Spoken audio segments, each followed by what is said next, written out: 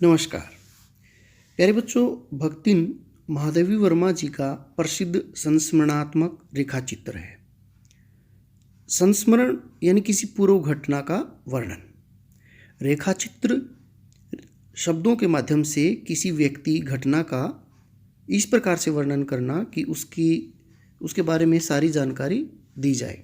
जैसे किसी व्यक्ति के बारे में हम बता रहे हैं तो उसका आकार, रंग, कद आदि की जानकारी, यानी शब्दों और भावों के माध्यम से प्रस्तुतिकरण।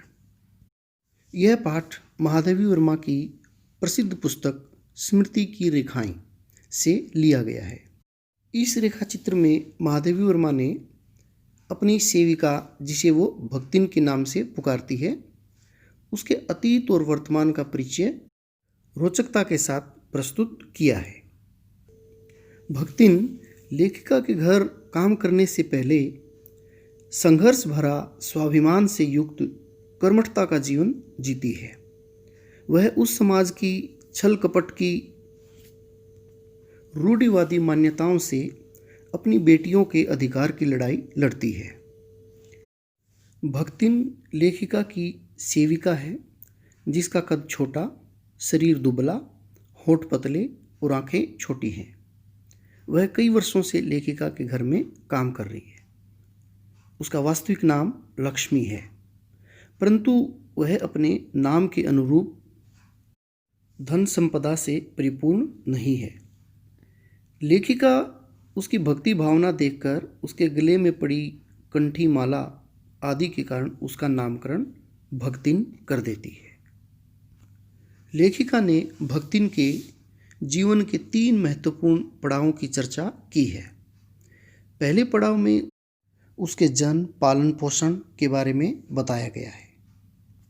भक्तिन का जन्म स्थान इलाहाबाद के समीप गंगा तट पर स्थित ऐतिहासिक स्थान झूसी में हुआ, जो प्राचीन काल में प्रतिष्ठापुरी नाम की नगरी बसी हुई थी। वह अपने पिता की इकलौती पुत्री थी। उसका पालन पोषण सौतेली माँ ने किया। 5 वर्ष की आयु में ही उसके पिता ने उसका विवाह हंडिया ग्राम के एक संपन्न ग्वाले के छोटे लड़के से कर दिया।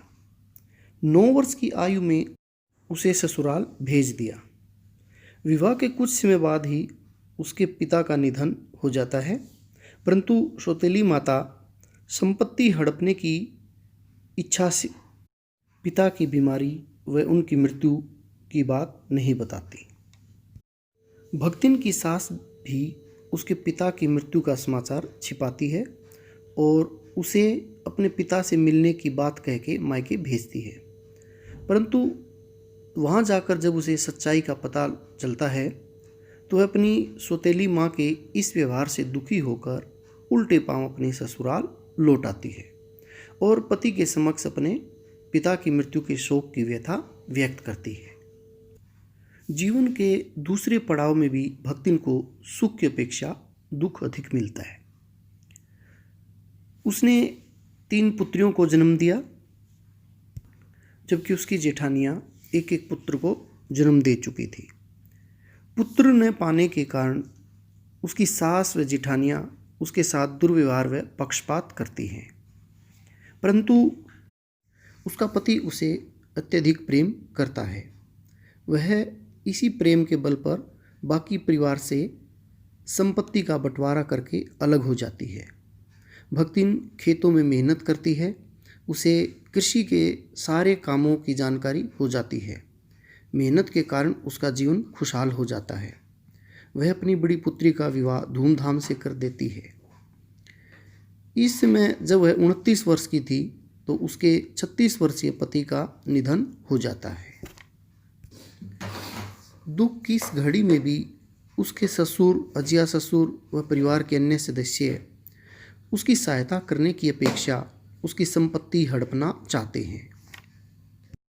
वे उसका पुनर्विवाह करना चाहते हैं, परंतु दृढ़ इच्छा शक्ति के कारण वह यह अन्याय नहीं होने देती और पुनर्विवाह न करके अपने केश कटवाकर गले में कंठी धारण करके साध्वी के रूप में जीवन व्यतीत करती है और कुछ समय बाद अपनी दोनों छोटी लड़कियों का भी विवाह करके उन्हें ससुराल भेज देती है। अपने बड़े दामाद को संपत्ति की देखभाल के लिए घर जमाई बनाकर रखती है। उसके जीवन का तीसरा परिच्छेद भी दुर्भाग्य से परिपूर्ण रहता है। युवावस्था में पहुंचते पहुंचते उसकी बड़ी लड़की विधवा हो जाती है। भक्तिन के जेठ इस स्थिति का लाभ उठाना चाहते हैं।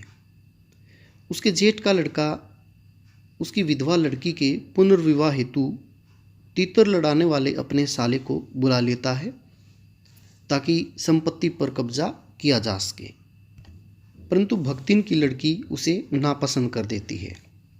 दोनों माँ बेटी जी जान से अपनी संपत्ति की देखभाल करती है।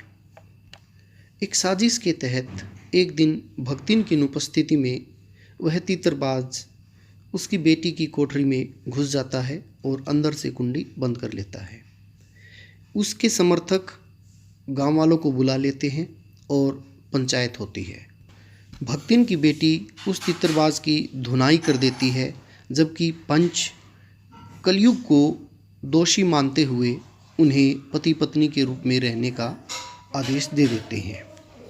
इस साजिश के तहत वह तीतरबाज दामाद भक्तिन की सारी संपत्ति उड़ानी शुरू कर देता है।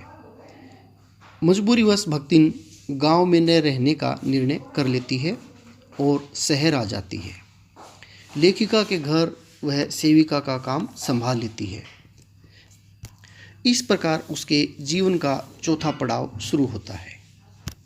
भक्तिन ने लेखिका को बताया कि वह रोटी बनाना, दाल भात रांधना, सब्जी छोंकना, घरेलू काम सब जानती है।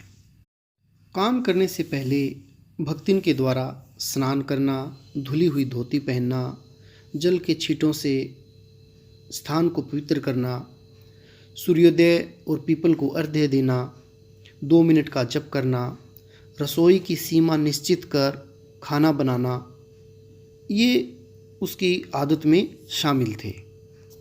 वह छूत पाक मानने वाली स्त्री थी। इस कारण लेखिका भी उसका सम्मान रखते हुए उसकी इस आदत को स्वीकार कर लेती है।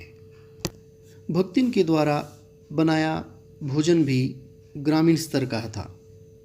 लेखिका जब उसके बनाए भोजन पर प्रश्नवाचक नज़रों से देखती तो वह लेखिका को लाल मिर्च, अमचूर की चटनी या गुड़ से रोटी खाने का प्रस्ताव रखती।